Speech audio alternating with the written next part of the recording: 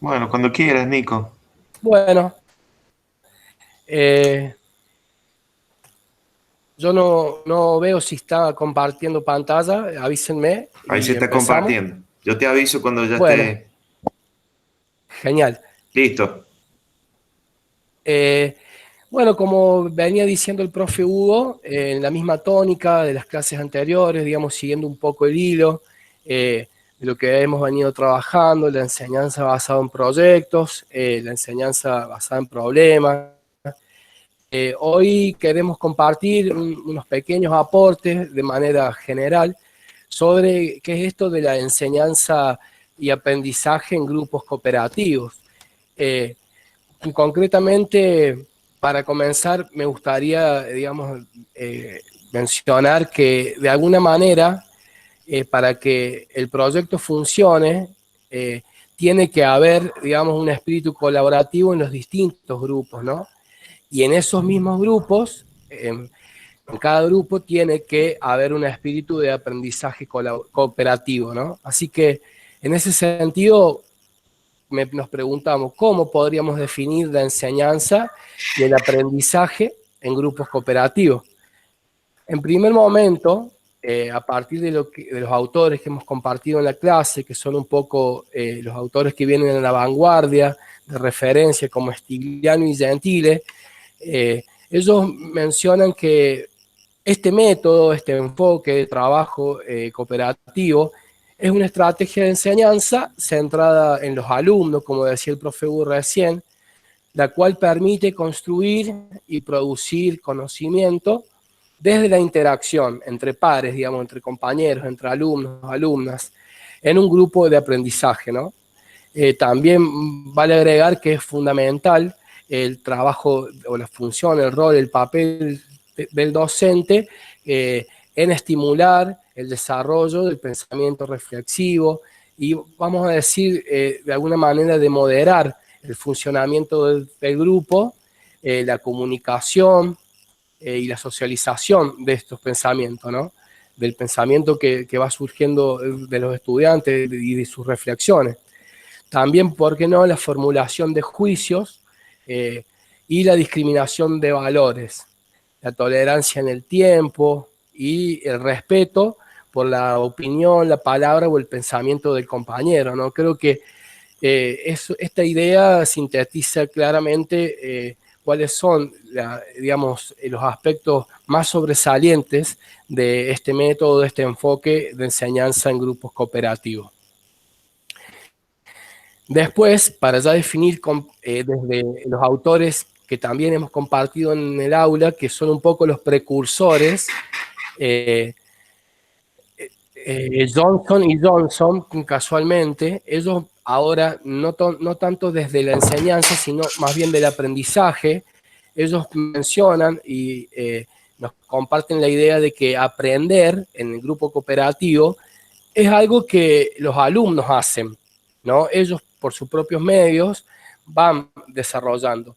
Y no es algo que el maestro o el docente les hace a ellos, como decía bien claramente el profe recién, se sale de esta forma tradicional de enseñanza, donde por ahí la transmisión de conocimiento o de ideas es mucho más lineal y nosotros le vamos como transmitiendo directamente el contenido o el conocimiento. Por lo contrario, aprender en este enfoque requiere de la actividad, digamos, del trabajo activo de los alumnos, ¿no? Que ellos mismos, como dice siempre una directora, que la voy a mencionar porque me hacía acordar a ella, la directora de la escuela 70, ella dice, mira, cuando conversamos, acompañamos a los chicos a sus prácticas, no, la mejor manera, decía ella, de que los alumnos aprendan es que ellos mismos lo hagan, que ellos puedan proceder a hacerlo, ¿no? Este aprendizaje procedimental, ¿no? De poder poner en práctica los contenidos, los conocimientos que van desarrollando. Como bien digo, este aprender en los grupos cooperativos requiere la participación directa y activa de los estudiantes, eh, y, por supuesto, trabajar para alcanzar objetivos comunes, ¿no?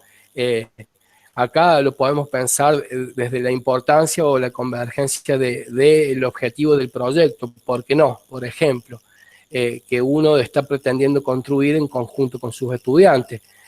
Este método, de este enfoque de trabajo de enseñanza cooperativa, contrasta con el aprendizaje competitivo. ¿Por qué? Porque el aprendizaje competitivo es individualista, dicen los autores que los estudiantes, digamos, estudian o aprenden para poder calificar con la mejor nota al finalizar la actividad o el ciclo lectivo. En cambio, justamente el método cooperativo es colaborativo en su naturaleza, ¿no?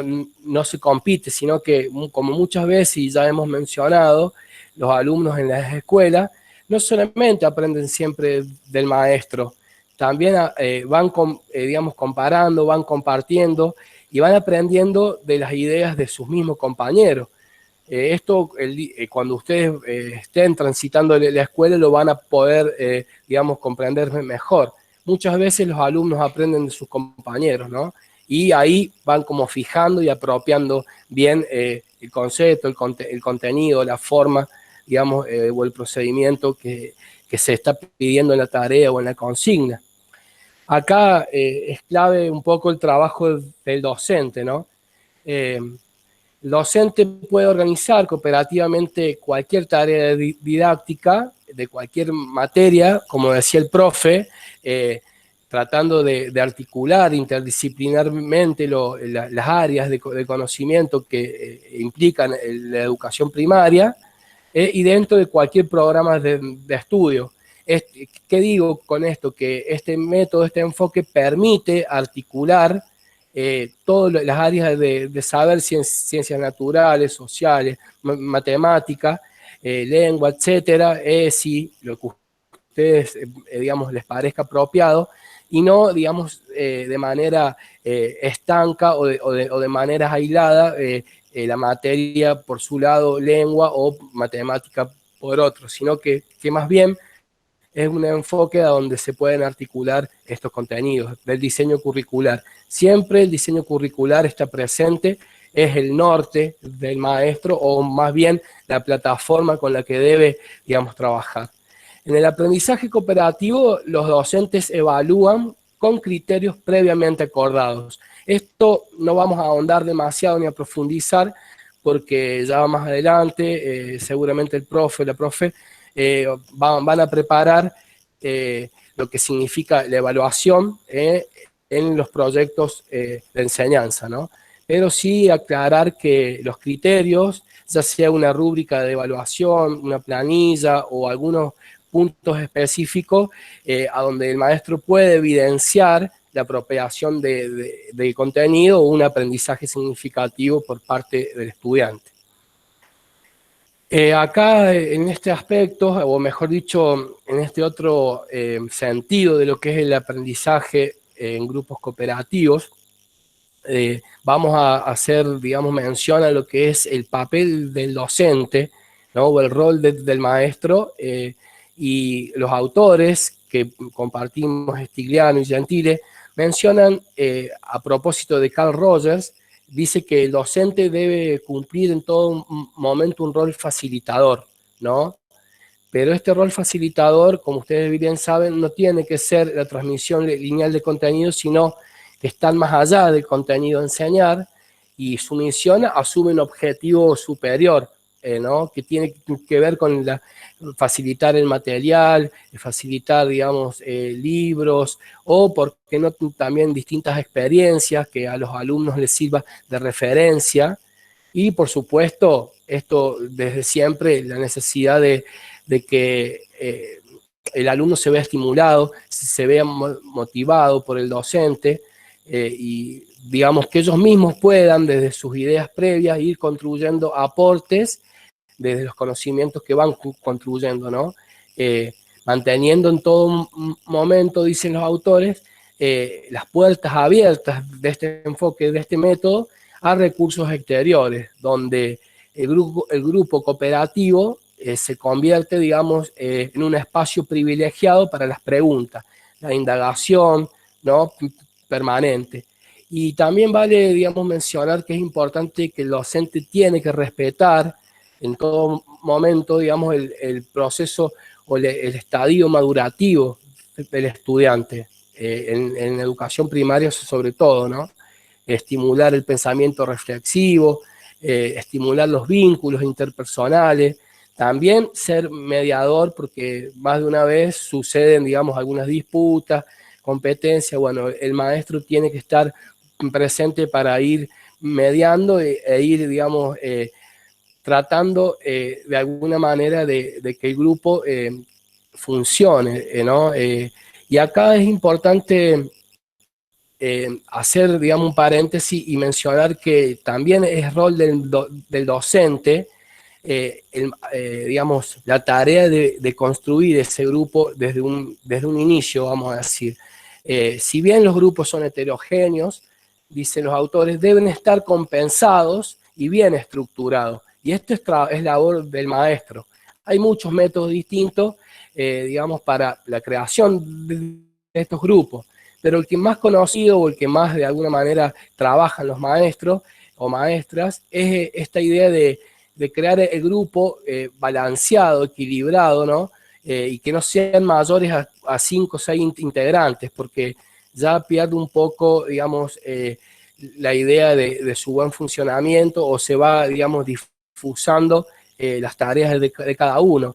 A veces los maestros, la mayoría de las veces, digo, para armar este grupo, trabajan con 2 alumnos que tengan habilidades medias sobre el contenido, algunos otros 2 con habilidades avanzadas, y 1 o 2 que todavía están, digamos, les está costando por ahí comprender o apropiar ese contenido, digamos, porque esta dinámica va permitiendo que entre ellos, digamos, se vayan comparando, vayan aprendiendo uno del otro en el diálogo, en la corrección, digamos, mutua, ¿no? Entre ellos mismos, si el grupo por ahí está bien armado, se va compensando, el que sabe le va compartiendo, digamos, el saber, el conocimiento al que le está costando.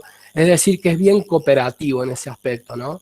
El docente tiene que promulgar o promover el trabajo en equipo, tiene que velar por una buena comunicación en el grupo, la motivación, por el compromiso, ¿no?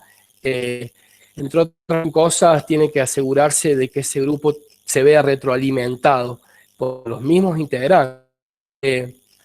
Bueno, los autores, yo para no, digamos, profundizar demasiado y hacerlo un poco más a modo de ejemplo, manifiestan que, por ejemplo, en el primer trimestre el grupo dice que se configura como un grupo pseudo cooperativo, donde se empiezan a conocer. Recién en el segundo trimestre el grupo empieza como a tener una dinámica un poco más constructiva para convertirse en lo que realmente es un grupo cooperativo, y después, digamos, allá avanzado, digamos, el ciclo lectivo, el trabajo de horas encima, de carga horaria que tenga ese grupo, se va convirtiendo en un grupo formal y de alto rendimiento para ser cooperativo, digamos, ¿no? Eso es importante tenerlo en cuenta, ya que el rol o el papel del maestro es bastante, digamos, significativo para que este enfoque, disculpen, está la ventana abierta, para que este enfoque, este método funcione, ¿no? O tenga realmente buenos resultados. Bueno, la importancia de la constitución de los grupos. El trabajo cooperativo se basa en la creación de grupos heterogéneos, compensados, como decíamos recién, bien estructurados. Consiste en crear grupos de 4 alumnos, 5 formados por 2 alumnos con habilidades medias, otros con habilidades avanzadas, etcétera, ¿no? Es importante dar cuenta de que el maestro tiene un papel fundamental en la constitución del equipo. Bueno, ¿cuáles son las ventajas de este aprendizaje cooperativo o de este grupo cooperativo? Vamos a empezar a mencionarlas porque de alguna manera vamos a decir que no solamente este enfoque o este método de aprendizaje y enseñanza y aprendizaje cooperativo tiene que ver con la apropiación de capacidades o de contenidos, de conceptos propiamente hablando, sino que también este modelo ayuda a tener conciencia social, a que puede considerarse como la suma de grupos, donde la cooperación entre sus miembros ayuda a construir un mejor espacio social, un mejor grupo social, dicen los autores, ¿no? Tiene fines socioafectivos, a donde los alumnos se colaboran, se ayudan para lograr una meta común. El aprendizaje cooperativo también busca desarrollar habilidades personales y sociales. Los aportes de los integrantes son fundamentales para lograr esta meta de poder apropiar estas habilidades sociales en parte. También depende del intercambio de información que haya en ese grupo, los cuales estén motivados tanto para lograr su propio aprendizaje como para acrecentar los logros de los demás. Y entre estas habilidades y capacidades que mencionan los autores, ellos hacen alusión a que este método promueve el respeto por los demás, mejora la habilidad para opinar, para escuchar a las demás personas, facilita la corrección mutua, digamos, entre compañeros, ya que se confronta el trabajo personal con lo que hacen con el resto del equipo, ¿no? Ofrece el espacio idóneo para superar dificultades entre ellos. Alguien que pueda tener en un ambiente de compañerismo y confianza. Esto es fundamental. La confianza entre los integrantes es un aspecto, es un punto, digamos, un puntal muy significativo para el buen funcionamiento de este equipo.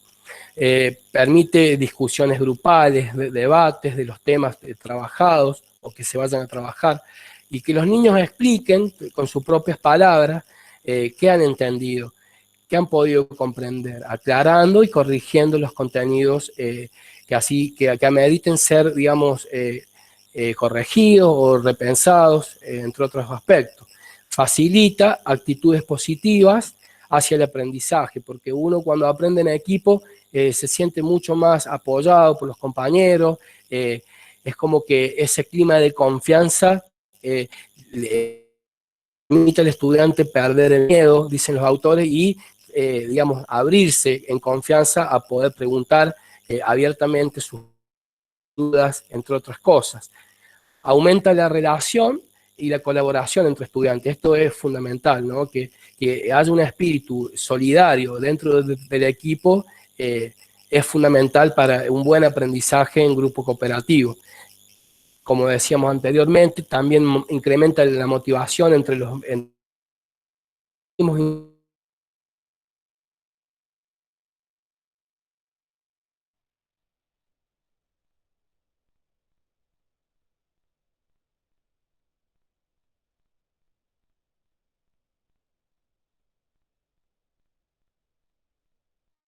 horas por semana son demasiado, digamos, útiles para poder permitir el desarrollo de todas estas habilidades y capacidades.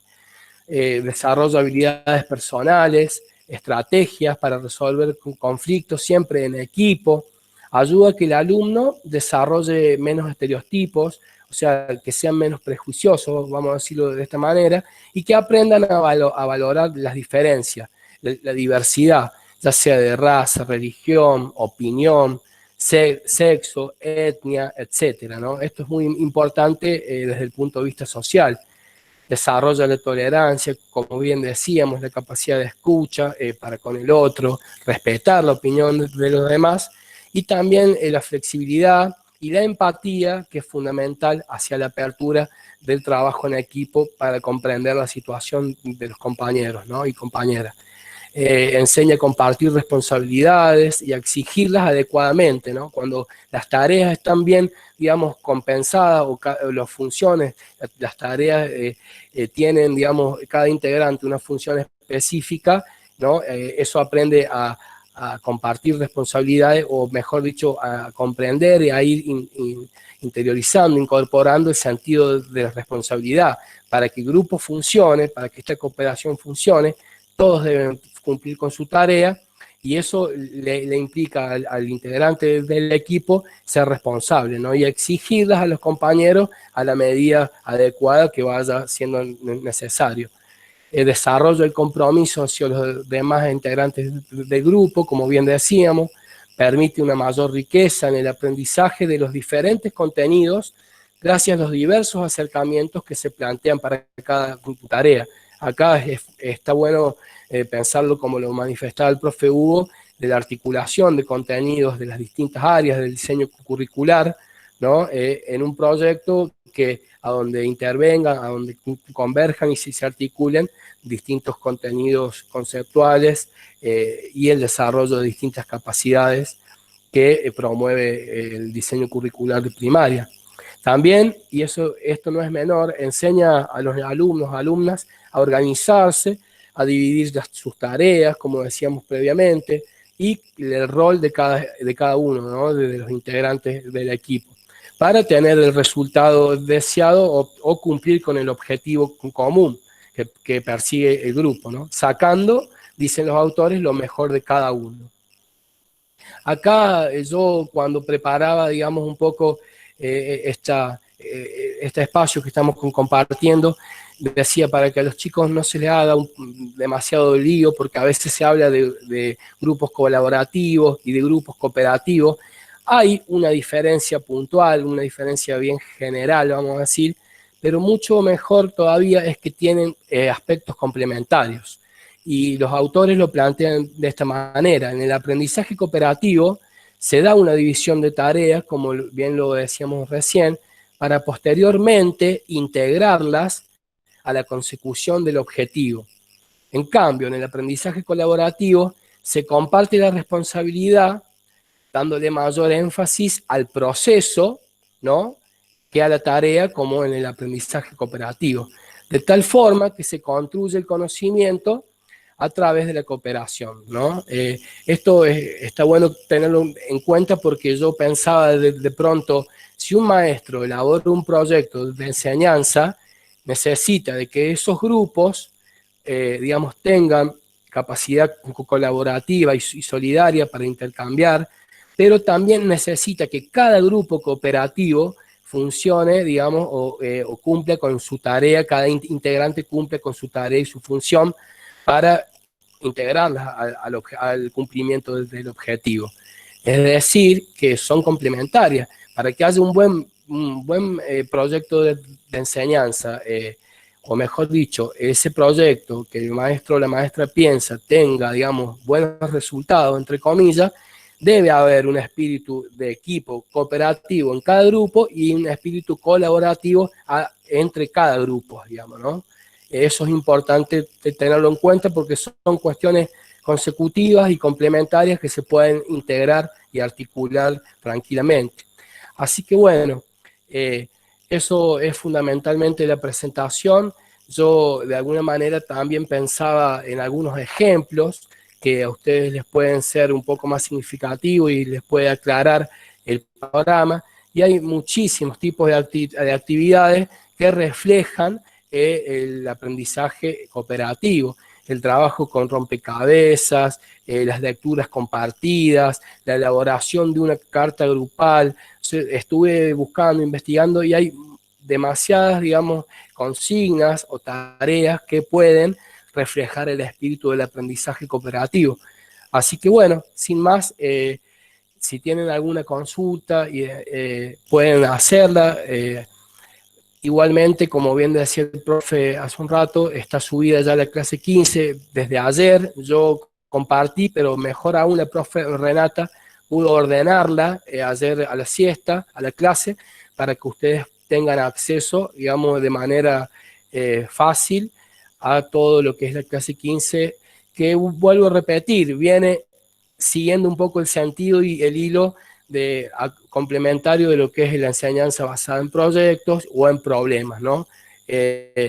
Así que bueno, respecto a la consigna de este encuentro, de esta clase, nos pareció, digamos, pertinente con los profesores que en primera instancia ustedes pudieran conocer lo que es la herramienta del Padlet, porque justamente es una herramienta en línea que facilita, digamos, la construcción cooperativa, ya sea de alumnos, entre maestros, o entre, digamos, las personas o sujetos que a ustedes les parezca apropiado.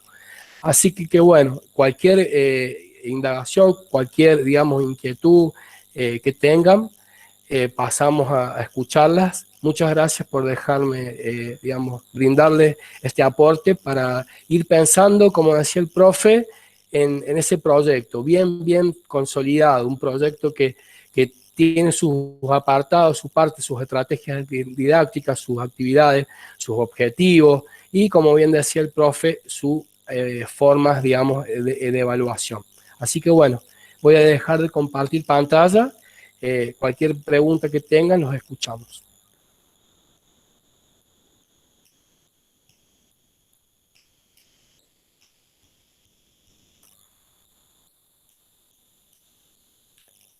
Bueno, se escuchó bastante bien. No sé, díganme ustedes qué pasó.